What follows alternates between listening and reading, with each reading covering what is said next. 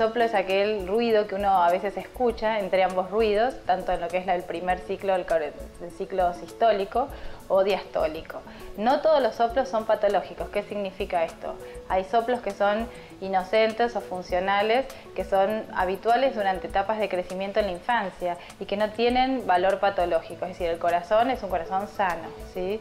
No, aquellos soplos que sí son patológicos se deben a que tal vez hay alguna alteración en la estructura del corazón, alguna anomalía valvular, alguna insuficiencia de las válvulas o por el contrario alguna estrechez o estenosis valvular, que esto genera un soplo que sí tiene valor patológico, y estos son los soplos que sí son importantes, es decir, que son los que van a requerir seguimiento, tratamiento, etc. En cambio, los soplos funcionales de la infancia o soplos inocentes no son soplos patológicos, es decir, son totalmente normales del crecimiento y estos no requieren ningún tipo de seguimiento ni de controles porque los corazones son sanos, que es una causa muy frecuente en lo que es en la infancia.